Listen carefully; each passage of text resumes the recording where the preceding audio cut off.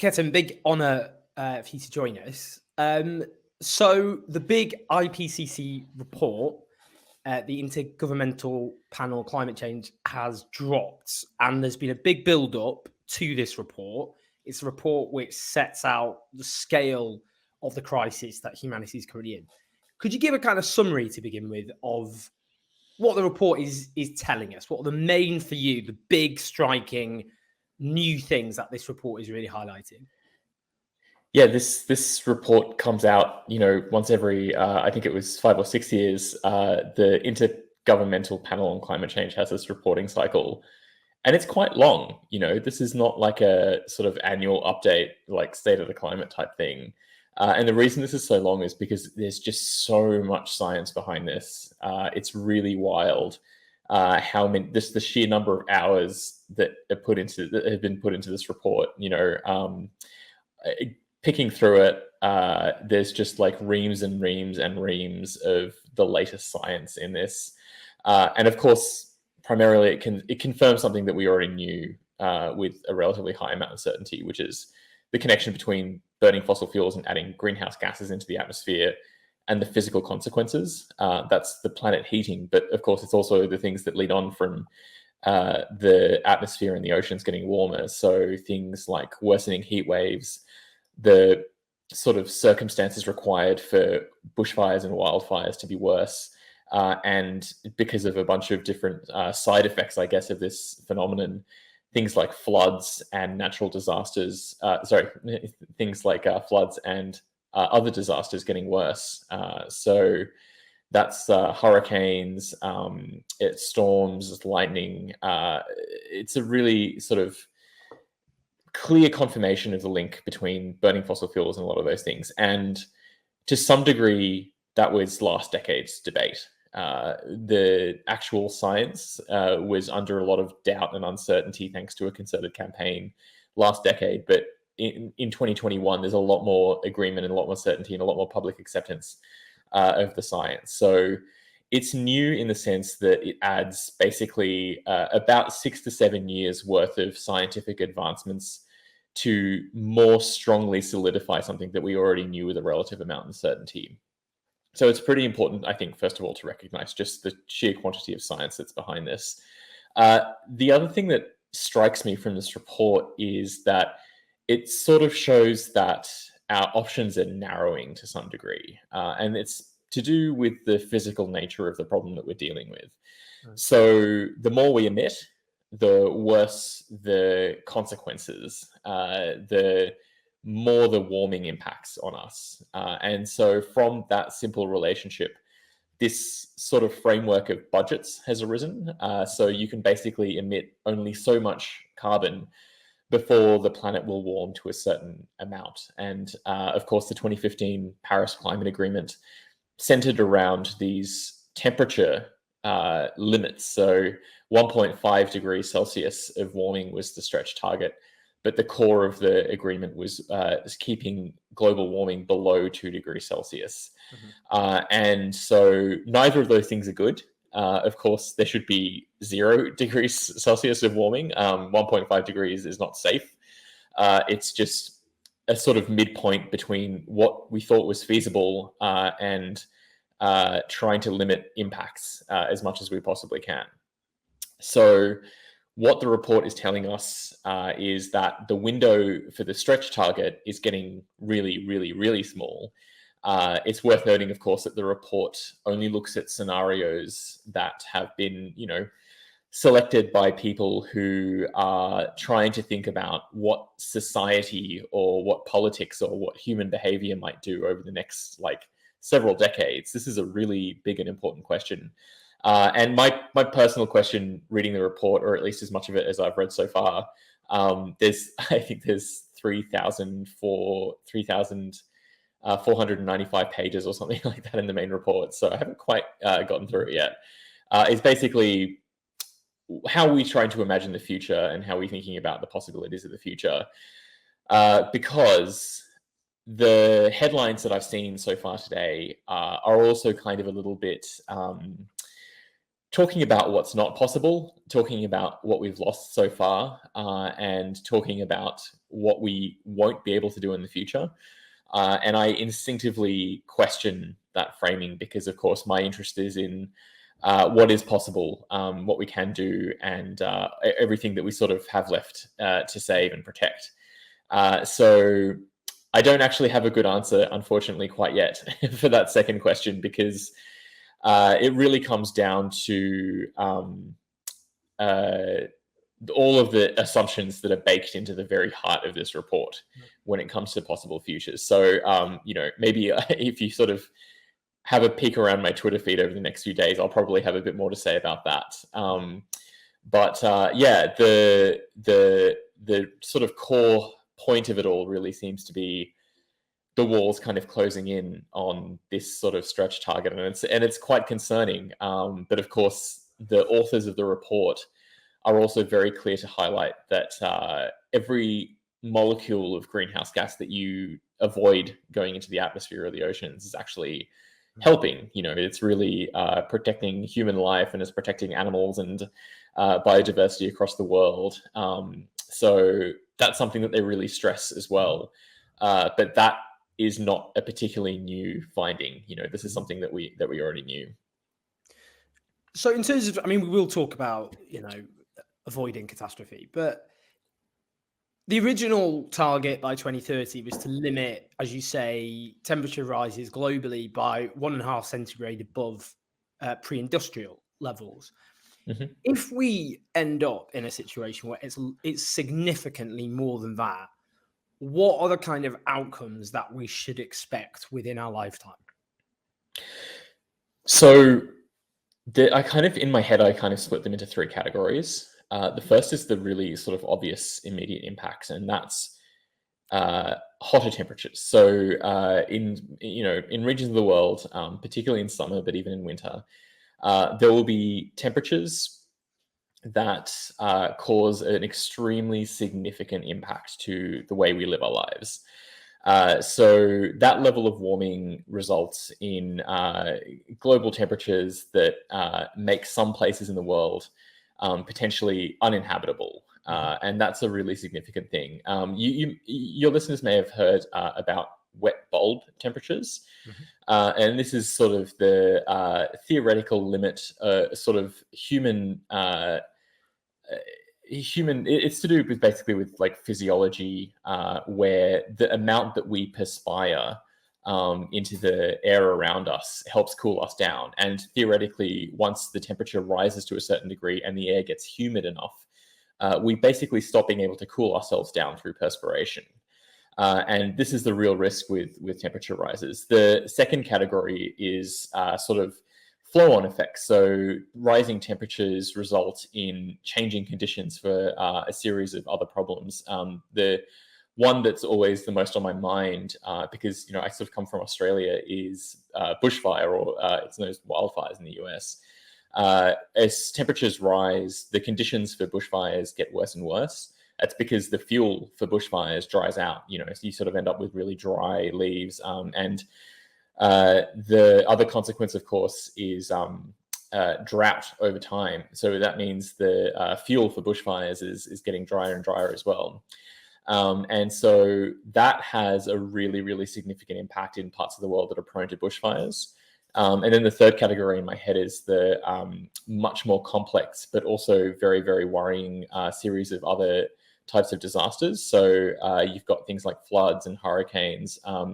We've seen quite a few of these happening in the past few months. My Twitter feed has been full of footage from like China mm-hmm. and Germany of like roads, just becoming rivers. There's like cars bobbing down these roads. We are at about 1.1 degrees Celsius of warming at the moment. And so I think that probably gives you an idea of everything that we're experiencing now. If we breach 1.5 and stay above it for any sort of extended period of time, then all of these impacts that we're seeing today will be notably worse. We're starting to see this more and more, of course, as the planet warms.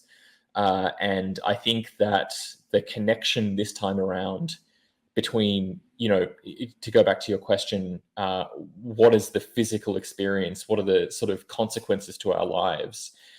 It's actually really clear this time, I think. I mean, the report's only been out for a few hours, but I think people much more intuitively understand what it means for a warming effect to occur. And unfortunately, that is the consequence of just having so many disasters manifesting already, even at moderate levels of warming. Of course, this is not moderate. This is what we're experiencing is very, very bad. But if we don't put a lid on the burning of fossil fuels and the release of greenhouse gases, then relative to sort of what we've experienced now, we might look back on this as moderate.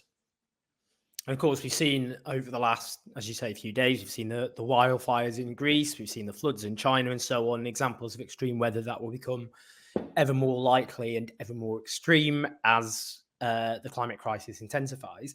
I mean, in terms of the main contributors to the climate emergency, what are the kind of main points you would identify that people need to be aware of?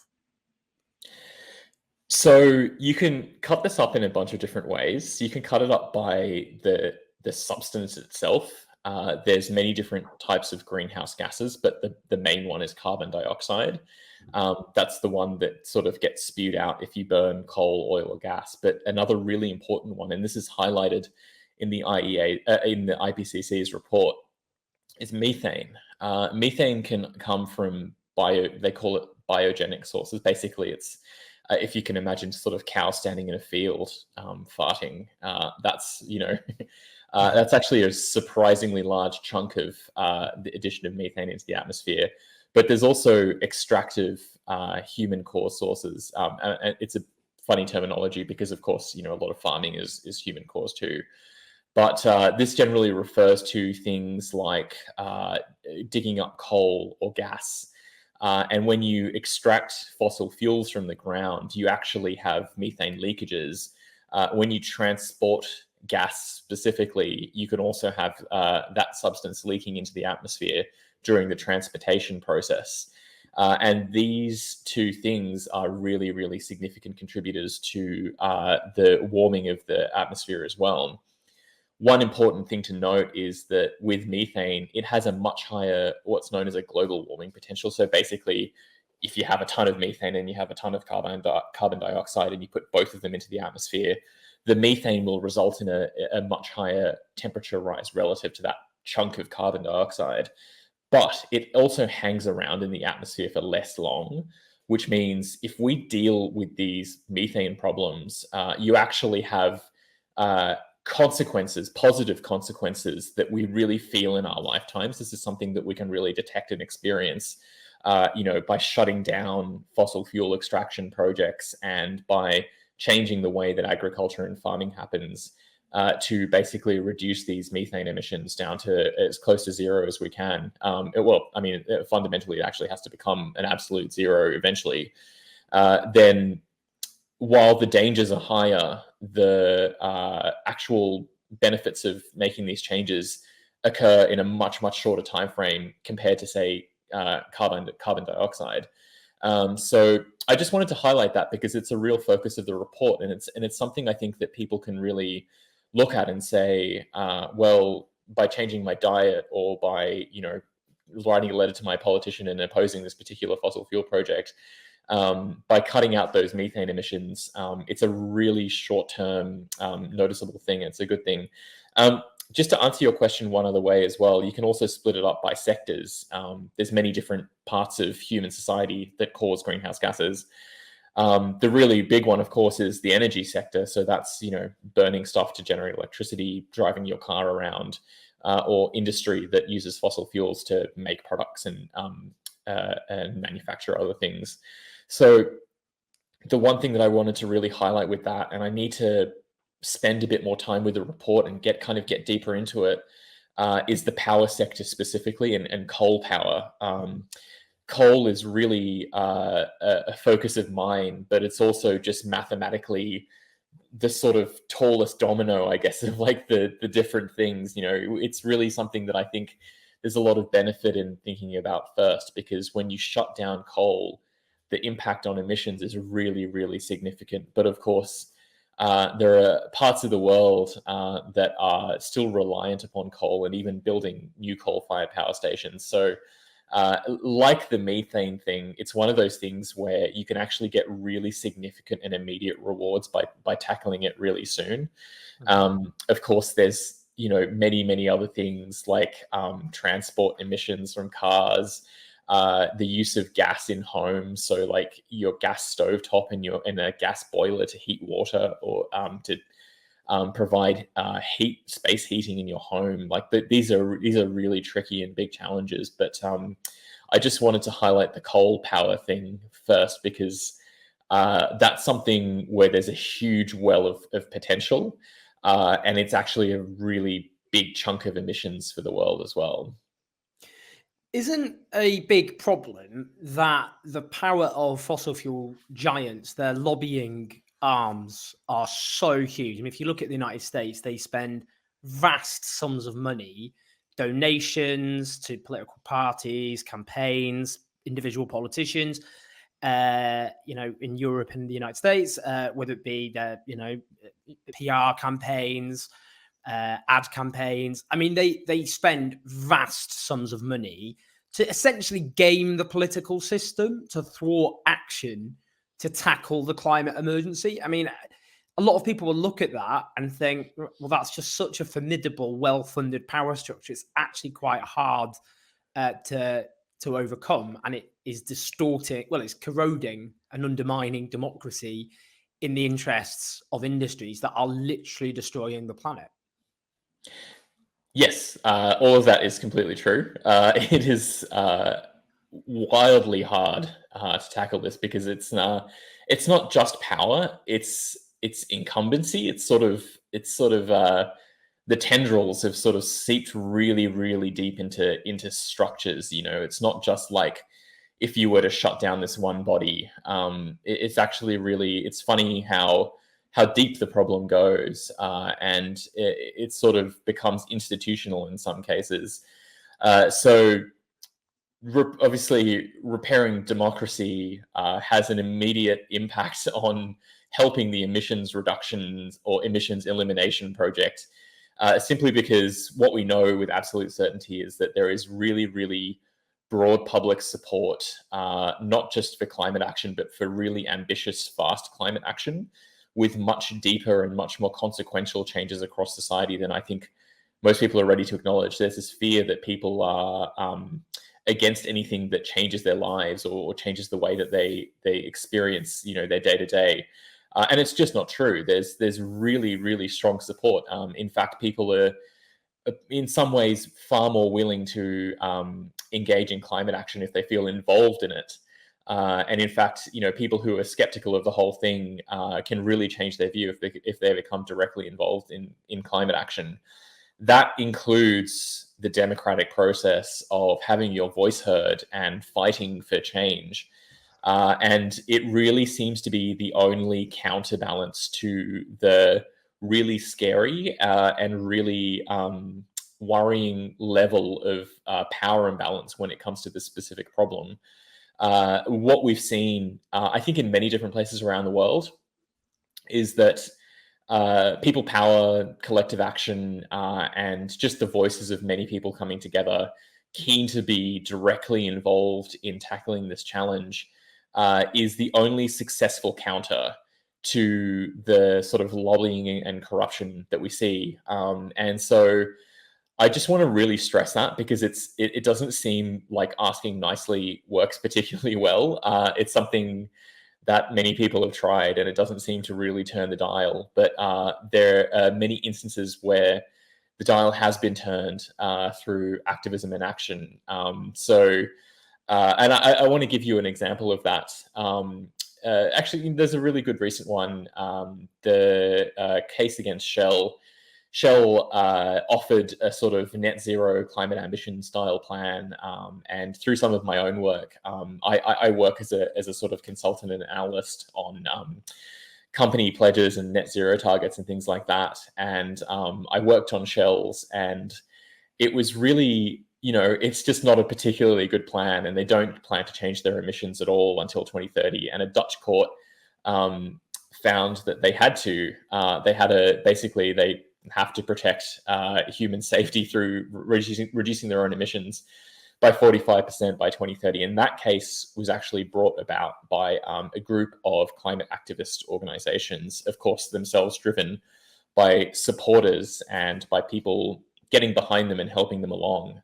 This is a really long and hard process. It's sort of easy to kind of read the headlines on that stuff, but underneath it, there's often a lot of people coming together to counter the lobbying and political power of these organizations and these industries. So, I understand why that's so scary. I find it scary too, but we're increasingly finding out that there is a counter to that available to us. Finally, and linked to a lot of what you said already, but in terms of how we overcome this existential menace, and one of the ways that opponents of action to deal with the climate emergency have been successful is to frame action as basically it will destroy people's living standards, it will destroy jobs, it will mean pain, it will mean sacrifice, it will mean giving up things that you treasure, essentially. And obviously, that's not true. Not only, well, obviously, it's the old there are no jobs and dead planet position, but this is an opportunity, isn't it? I mean, we could have a green industrial revolution that could create jobs, transform living standards, public transport, there's all these things that will happen that will make people's lives better. So I just wondered, in terms of your own sense of how we tackle a climate emergency and what people call a just transition. So we transition to a zero carbon economy in a way that isn't on the backs of the poor. And we saw, for example, in France, when a carbon tax was introduced that was regressive, so it hit poorer people more. That's the way you fatally undermine, essentially, public consent when it comes to taking action. So what, in terms of a just transition that doesn't do that, because it's catastrophically self-destructive in any sense, what's your sense? Yeah, I actually, I started out my career working in renewables, and I think there's actually so many brilliant examples of this exact phenomenon that you've just described in the physicalities of the energy transition. There are instances where large-scale renewable projects get built, but not in a particularly fair or just way. So some, like a few landowners will get a huge payout, and then everyone else kind of gets nothing. But there are also instances in the world where renewables have been built with sort of community benefit payments, where everybody within a certain radius gets paid, relative to their proximity to these really large renewable projects. And many of them are fully sort of community owned, owned by like collectors and things like that. And generally these projects tend to be more strongly supported by the people around them, but also more generally by society. And so it actually matters very much to think about justice and equity when it comes to the deployment of climate solutions. A lot of people hear this and they kind of go, oh, that's, they're just kind of trying to shoehorn some political trick in there. And it's absolutely, not the case, because what we know for sure is that these policies last longer. They have way more staying power. And of course, they're just better because people demand them rather than tolerating them. People actually say, you know what, I actually want to breathe cleaner air. And I want to have cheaper electricity bills. And I want to own the things around me in some way, or feel some connection with machinery and human industry and things like that if I happen to live near them. And so the consequence is that you end up with faster climate action because people are way more involved.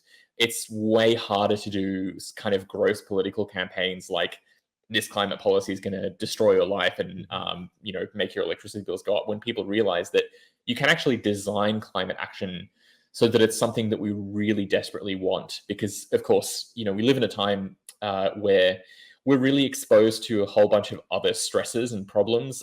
There is the small issue of the pandemic. There's all of the sort of flow-on impacts, all the injustices that sort of flow from that, like people in really precarious work. And there's just so much good work to be done on climate action. So if it's designed well, then all of those campaigns just fall flat. They're sort of treated with like this scoffing laughter, because it's like, well, that's not true. I've experienced engaging in climate action, and I know that it was something that benefited me directly. And it's also just worth noting, like, sometimes I see, people talking about framing climate action, in a sort of just way. And it's like, it's not about framing. You actually have to make it really substantial and people can touch and feel the benefits. It has to be something that people experience really directly. It has to be real. I think that's really important. And then I think that, of course, just to bring it back to the IPCC report, the really negative feelings that we all sort of feel when we read reports like that, or see the headlines. One really good way to actually kind of work through those feelings and engage with them is to figure out some ways that you can get involved in climate action, because there's lots of small things you can do in your life, but there's also ways that you can contribute to much bigger projects, like political projects and things like that. It really helps a lot. So yeah, it's quite powerful, and I think it's going to see some really positive changes in the next few months. Ketan, it's a big honor. So thank you so much for joining us. No worries. Thanks for having me. Cheers. Please support this channel for independent thought, discussion of the most important issues that we face.